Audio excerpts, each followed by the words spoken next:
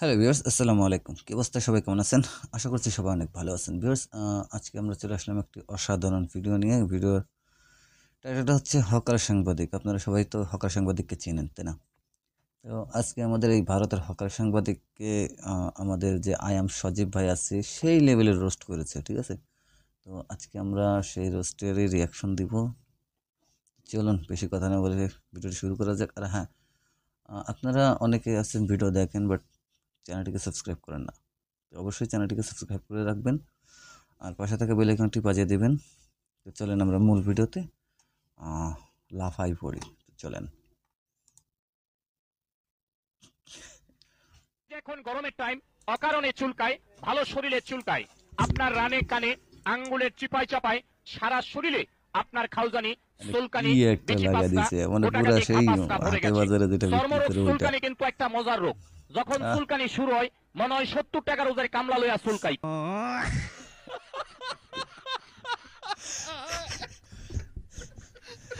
তো গাইজ, এটা হচ্ছে আমার পার্সোনাল ইনস্টা আইডি। তো যারা খুঁজতাছিল এটা হচ্ছে তাদের জন্য, তোমরা চাইলে এখানে আমার সাথে যোগাযোগ করতে পারো। এটা লিংক থাকবে ডেসক্রিপশন বক্স এন্ড পিন কমেন্টে। তো hey guys, welcome back. I hope কি আপনারা সকলেই ভালো আছেন এন্ড আমিও ভালো আছি। তো আমি অনেকদিন পরে পরশুদিন আমার চ্যানেলে একটা ভিডিও আপলোড করছিলাম এন্ড সেখানে দেখলাম যে ম্যাক্সিমাম কমেন্ট যে ভাই কলকাতার হকার সাংবাদিককে আপনি রোস্ট করেন। তো আপনাদের কথা শুনে আমি ওই হকার সাংবাদিক অর্থাৎ যে রিপাবলিক বাংলা ওদের চ্যানেলের নাম, মানে ওই তো একটা সাংবাদিক, তাই না? আমি আসলে ওর কিছু ক্লিপ কালেক্ট করতে গেছিলাম। এখন ওর ভিডিওস গুলো দেখতে গিয়ে আমার মনে হইলো যে ওরে সাংবাদিক কম, মলম বিক্রেতা বেশি মনে হয়। আর দেখবেন ওই যে বাংলাদেশে যদি আপনি বাসে উঠেন, ধরেন এখান থেকে আপনি গুলিস্তান যাইতেছেন, দেখবেন বাসের মধ্যে কিছু মলম বিক্রেতা আছে। এছাড়া দেখবেন এলাকার অলিগলিতে মাঝে মাঝে কিছু হকার আসে। ওরে একদম সেম ওইরকম আমার লাগলো। শুধু যে আমার লাগছে তা না, কমেন্ট বক্সে যা দেখলাম যে ম্যাক্সিমাম মানুষ 98% মানুষ ওরা এটাই বলতাছে। আর ভাই এর পুটকির মধ্যে যে কিরমি হালাদি এই জাতীয় জায়গায় বান্দরের মতো লাফায়।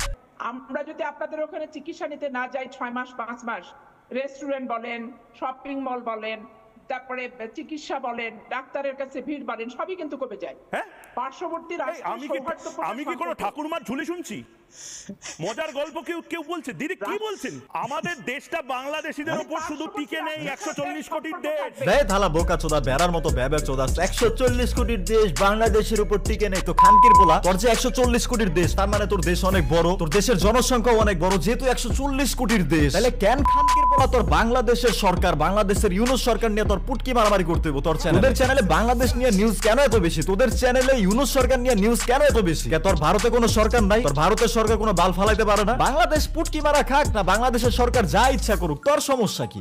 আমরা যদি আপনাদের ওখানে চিকিৎসা নিতে না যাই 6 মাস 5 মাস, রেস্টুরেন্ট বলেন, শপিং মল বলেন, তারপরে চিকিৎসা বলেন, ডাক্তারের কাছে ভিড় বলেন, সবই কিন্তু কমে যায়। হ্যাঁ, পার্শ্ববর্তী আমি কি কোনো ঠাকুরমার ঝুলি শুনছি? না না, কেন তুই ঠাকুরমার ঝুলি শুনবি? কেন বাংলাদেশিদের কি তোরা ফ্রিতে দেস? বাংলাদেশিরা যদি ভারতে চিকিৎসা নিতে যায় তোরা কি ফ্রিতে দেস? বাংলাদেশিরা যদি ইন্ডিয়াতে রেস্টুরেন্টে যায় তোরা কি ফ্রিতে খাওয়াস? নাকি ভারতে বাংলাদেশিদের জন্য সবগুলা সার্ভিস ফ্রি, এমন একটা ভাবচুদায় তুই বললি? এখানে একজন দুজনের বিষয় না, একটা দেশের থেকে অনেক মানুষ আরেকটা দেশে যাইতেছে, অবশ্যই সে দেশের কিছু না কিছু প্রফিট হইতাছে। তুই এটা বলতে পারো যে ভারতের কোনো কিছু যায় আসবে না যদি বাংলাদেশের মানুষ সেখানে কোনো ধরনের ফ্যাসিলিটি না নিতে যায়। বাংলাদেশের মানুষ যদি ভারতে চিকিৎসা নাও নিতে যায়, বাংলাদেশের মানুষ যদি ভারতের রেস্টুরেন্টে নাও যায়, তাও কোনো কিছু যায় আসবে না, এটা আমরাও মানি। বাট দ্যাট মিন্স এটা না যে বাংলাদেশের মানুষ যখন ভারতে যায় সেখানে তোরা সবকিছু ফ্রিতে সার্ভিস প্রদান করো। এখন বাংলাদেশের মানুষ যখন ভারতে গিয়ে ফ্যাসিলিটি নেওয়া বন্ধ করবে, তখন ভারত যে জিনিসটাকে বাংলাদেশিদের মাধ্যমে প্রফিট করতো সেটা করতে পারবে না। এটা সিম্পল বিষয়। এখানে মহিলার কথায় কোনো ভুল নাই। মহিলা তো আর এটা বলে নাই যে বাংলাদেশকে ছাড়া ভারত চলতে পারবে না। তুই নিজেই বোকাচোদার মতো এসে চিল্লাইতাছস ভারত 140 কোটির জনসংখ্যা অধিকারী দেশ, বাংলাদেশের উপর ভারত টিকে নেই। এই বোকাচোদা, তোর বাপে কইছে বাংলাদেশের উপর ভারত টিকে আছে? কে বলছে তোর বাংলাদেশের উপর ভারত টিকে আছে? তুই তো নিজেই ঠাকুমার ঝুলি বানাইতাছস, শালা ভোদাই চোদা কোথাকার।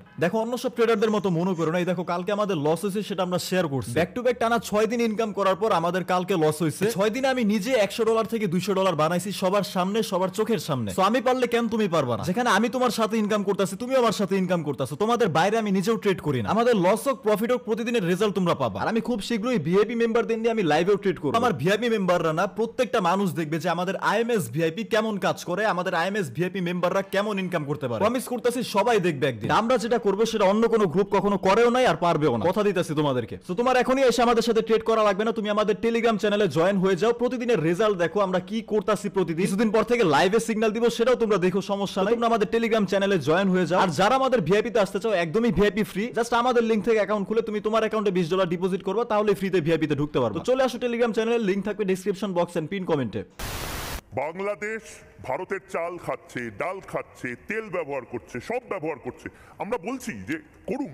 ওরে চোদনার পোলা ভাই, গাঞ্জা কি ওই খাইছে না আমরা খাইছি? মানে ভাই আমি আসলে বুঝলাম না, ওই আসলে কি বুঝাইতে চাইতেছে? বাংলাদেশে কি ভারত ফ্রিতে চাল ডাল দিতেছে? মানে ওর কথা শুনে মনে হইতেছে ভারত বাংলাদেশকে চাল ডাল ভিক্ষা দেয় খাওয়ার জন্য, বাংলাদেশ তো ভাত খাওয়ার জন্য চাল পায় না। ভারত দয়া করে বাংলাদেশকে চাল ডাল ভাত ভিক্ষা দেয়। ভারত ফ্রিতে বাংলাদেশের এত এত জনগণকে ভাত খাওয়ার জন্য চাল ফ্রিতে দেয়। শোন চোদনার পোলা, তোর একটা কথা কই, গাঞ্জার পিনিকটা কাইটা গেলে সুন্দর মতো ভিডিওগুলো ডিলিট করে দিস। একটা দেশে যদি কোনো কিছুর অভাব হয়, সেই দেশ অন্য দেশ থেকে কোনো কিছু আমদানি করতেই পারে, এটা স্বাভাবিক। এখন বাংলাদেশ যদি ভারত থেকে চাল আমদানি করে, তাহলে কি বাংলাদেশ চাল ভিক্ষা করতেছে ইন্ডিয়া থেকে? দেখ তোর কথার মধ্যে, তোর অহংকারের মধ্যে বোঝা যাইতেছে ভারত অনেক বড় কিছু একটা জিনিস। ওকে ঠিক আছে ফাইন, ভারত অনেক সুন্দর একটা দেশ, অনেক ভালো একটা দেশ, অনেক উন্নত একটা দেশ, ভারতের জনসংখ্যা অনেক বেশি, ভারতের কোয়ালিটি আছে, সবই মানলাম। তার মানে কি বাংলাদেশ চ্যাটের বাল? বাংলাদেশের মানুষ কি বাল ফালাইতে দুনিয়াতে আইছে? এখন এখানে আমাকে অনেকেই বলতে পারেন যে ভাই ও বাংলাদেশ নিয়ে কথা বলতেছে কারণ বাংলাদেশ নাকি ভারত বিদ্বেষী, বাংলাদেশ নাকি ভারত বিরুদ্ধে, এই টপিকে কথা বলতেছে। ঠিক আছে বুঝতে পারলাম, এই সাংবাদিক মানুষকে ন্যাশনাল প্রবলেমস নিয়ে কথা বলতেছে, কিন্তু তো ম্যাক্সিমাম জায়গায় বাংলাদেশকে ছোট করে কথা বলতেছে। এখন একটা দেশকে ছোট করা মানে সে দেশের মানুষকে ছোট করা। বাংলাদেশ ভাত খাইতে পারে ওদের জন্য, বাল ফালাতে পারে ওদের জন্য, হ্যান্ড করতে পারে ওদের জন্য। এই বোকাচোদা, তোরা কি ফ্রিতে বাংলাদেশে ফ্যাসিলিটি দেস? শুধুমাত্র কি বাংলাদেশি অন্য দেশ থেকে আমদানি করে, অন্য কোনো দেশ অন্য কোনো দেশ থেকে আমদানি করে না? আলা ভোদাই চোদা।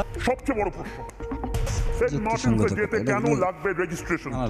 কেন লাগবে মোহাম্মদ ইউনূস যে গোলাম বানিয়ে রাখতে চাইছে সমস্ত বাংলাদেশীদের? না তোর পুটকিতে আসলে একটু বেশি গুড়াকির মিয়া। তুই এক কাজ করিস, তোর বউরে কইস যে একটা পাইপ নিয়া পুটকিটা ফাঁক করে বসে থাকবি, তোর বউরে কইস যে পাইপ নিয়া ওই তোর পুটকির মধ্যে খালি ঢুকাই তার বাইর করতে, ঠিক আছে? তাহলে গুড়াকির মিগুলোও বাইর হয়ে যাবে। সেন্ট মার্টিনে যাইতে রেজিস্ট্রেশন এই জিনিসটা আজকে থেকে না, আমি যতটুকু জানি 22-23 সাল থেকে এই জিনিসটা আছে। এখন তোর মতো ভোদায়ের মাথায় প্রশ্ন আসতে পারে এই জিনিসটা কেন করা হয়েছে। এগুলো হচ্ছে ম্যাক্সিমাম সেফটি পারপোজ, যেটা তোর মতো ন্যাংটা চোদা সাংবাদিক বুঝবেন। এন্ড মেবি মোহাম্মদ ইউনূস এসে এই জিনিসটা আরো সুগঠিত করছে। ভাই এর নিয়ে চাইলে আরো বহুত কিছু বলা যাইবো, বাট এই বালটারে দেখলে আমার মাথাটা গরম হইতাছে। হালারে মনে হইতাছে কি একটা টমেটো লাল চশমা পরে রয়েছে, টমেটোর মতো লাফাইতাছে। যাই হোক আজকে পর্যন্ত এতটুকুই। তোমাদের কাছে কেমন লাগছে ভিডিওটা আমি জানি না, আর নেক্সট ডে কাকে নিয়ে ভিডিও চাও সেটা অবশ্যই জানাইতে হবে কমেন্ট বক্সে। কারণ তোমরা যদি ভিডিও চাও তাহলে আমাকে কমেন্ট বক্সে জানাইতে হবে কারে নিয়ে তোমরা ভিডিও চাও। আর হ্যাঁ, সবাই চলে আসো আমার টেলিগ্রাম চ্যানেলে, আজকে আমরা সিগন্যাল দিব। আজকেও তোমরা দেখবে আমাদের সিগন্যাল কেমন হয়, রেজাল্ট কেমন হয়, লস অফ প্রফিট হোক সেটা সবাই দেখবে। দেখা হচ্ছে নেক্সট ভিডিওতে। Till then bye bye, take care. ভাই রে ভাই, কি দিল সজীব ভাই, অনেক সজীব ভাই, ভাই থ্যাংক ইউ ভাই। আপনার কথাগুলো সারা বাংলাদেশের জনগণের কথা, সারা বাংলাদেশের জনগণ যেটা বলতে চায় সেটা আপনি বলে দিয়েছেন এতগুলো বাংলাদেশি জনগণের দায়িত্ব নিয়ে। আমি আপনাকে ধন্যবাদ জানাই এগুলো বলার জন্য।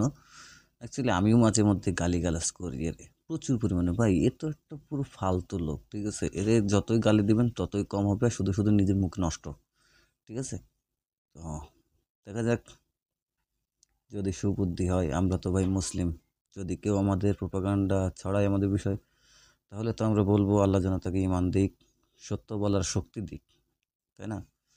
সে যেন সত্য বলতে পারে, সত্যটা দেখাতে পারে। তো এই ছিল আজকের ভিডিও। দেখা হচ্ছে আগামী নতুন আরেকটি ভিডিওতে। ততক্ষণ সবাই ভালো থাকবেন। ধন্যবাদ সবাইকে। দেখা হচ্ছে আগামী নতুন একটি ভিডিওতে।